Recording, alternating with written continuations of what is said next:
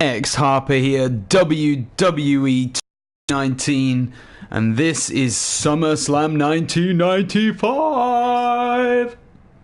Yeah, that's right, people. This is another classic in-game.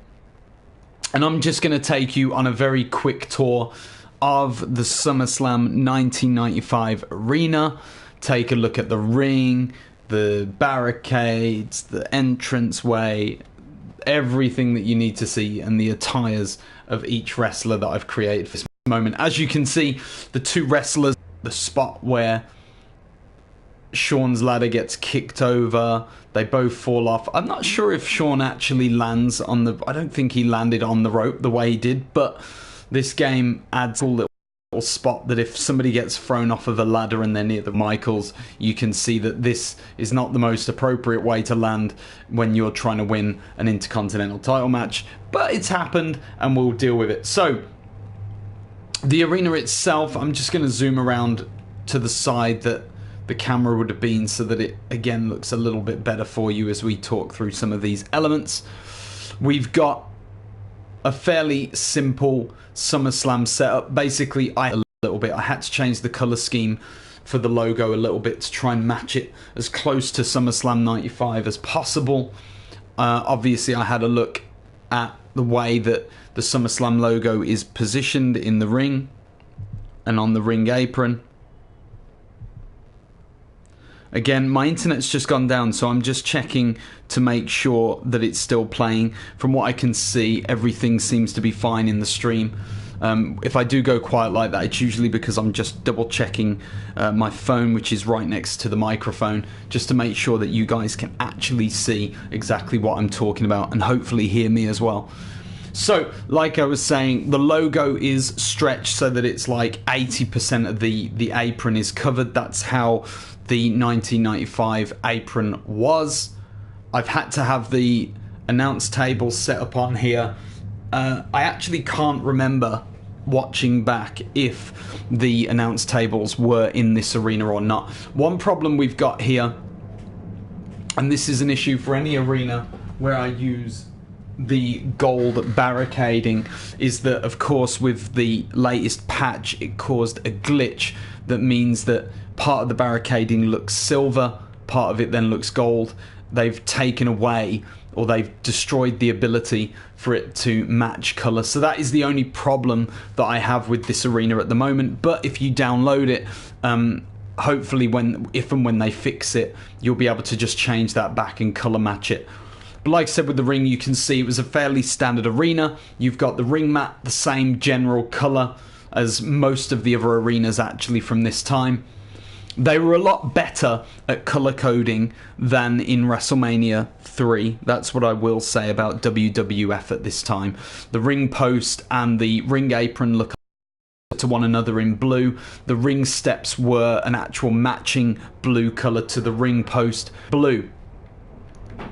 Now, the other things we've got, obviously the ring ropes, you've got that red, white and blue effect again. I did a little bit of a fog.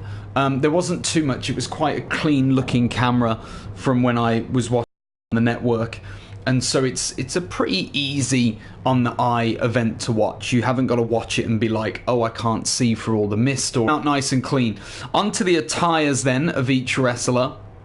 Now this one was fairly simple. Now there is a problem with Razor Ramon's that I actually didn't expect to arise, but it did. You'll see that everything looks fine. You've got the gold and the black. I'm going right in on Razor's butt there. But around the outside of each of the Razor blades, on his original attire, there was like a blue outline. That's not on there. You can't even add that on the game, unfortunately. On his original pink attire that comes with the game, there is an outline and it's black. My assumption was that you would be able to change the outline. You can't. So, unfortunately, we can't get 100% accurate attire, although, you know, from a distance you can't even tell the difference. And then again with Shawn Michaels, my favourite Shawn Michaels boots were actually during this period. he didn't wear the ones with the hearts in that you see. He wore boots that were made by, I think it was O'Neill, I don't know whether there's still a brand, but it was made by a brand called O'Neill. To me, they were the coolest looking boots in wrestling. I use them on my own core, or I use all of Shawn Michaels' stuff on my own core, because he had a very cool looking attire at the time for wrestlers. So what I've done is I've just whitened out everything, as Shawn Michaels had white boots at the time. I tried to colour match the outfit and attire as much as I can. If you're gonna look at the attires for the entrance, I would advise that you look at my stories on social media, because on there I'm going to be sharing how they both looked on their entrance ways. Razor Ramon's was a particularly hard attire to get right for the entrance, because his jacket has like loads of multicolours on the front. I've chosen like a floral effect to make up for that, and it looks pretty cool. As you can see on the turnbuckle pads, you've got the WE logo. Now, I may go back and change this, because I've now got the logo that actually went there. So I might go back and just replace that logo. Obviously, the ladders, you can't change the colour on 2K19. Something that I hope that they will add in the future is that you'll be able to customise all of the weaponry in game.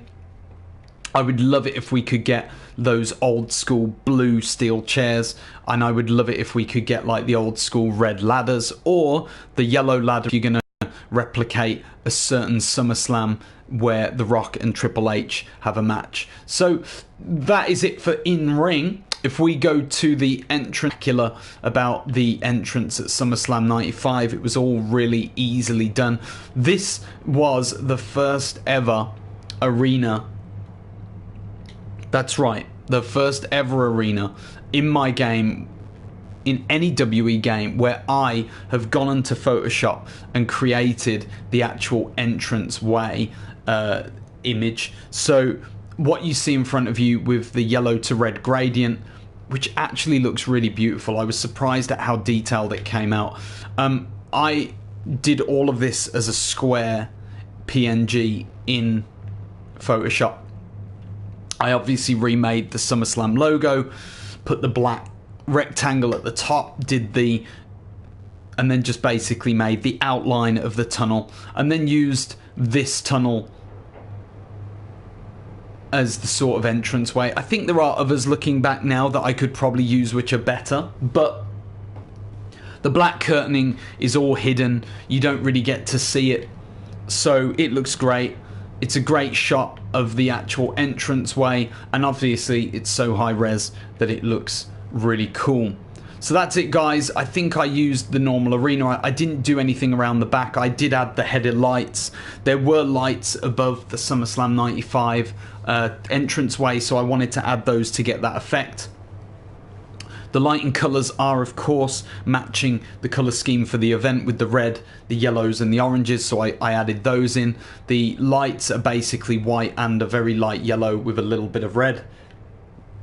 Again, just trying to match everything that's around the entranceway and the sort of colour scheme for the event itself. But that is my SummerSlam 95 arena. I'm going to be releasing stories on this later today on my social media channels, so if you look out on xharperco on Twitter or xharper.co on Instagram, you're going to be able to see everything that I'm doing on there, and that will really portray the match in a better light. Now, if you're asking why doesn't xharper, I just referred to myself in the third person, that's bad. If you're thinking to yourself, why doesn't he just create these matches and play them live? Well, the reason is that this alone, to do the story and to set up all the spots perfectly, took me about a good hour last night. And if I tried to do everything first time, it simply wouldn't work, and I would end up having to either miss lots of the spots that were in the real match and it would look really bad, or I would have to replay spots over and over again to try and get that classic moment.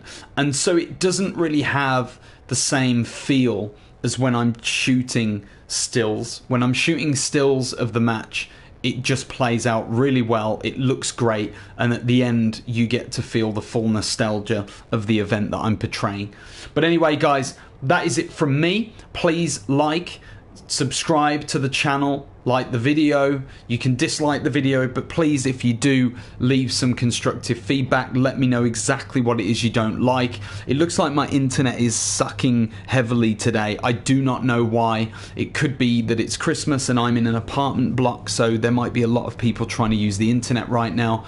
But hopefully that hasn't affected the video too much. If it has, again, just leave a comment. I'm more than happy to try and do this video. Again, I'll just delete this one and try and set up a proper video for everyone so that you can hear exactly what I'm saying and see everything in as high a definition as possible.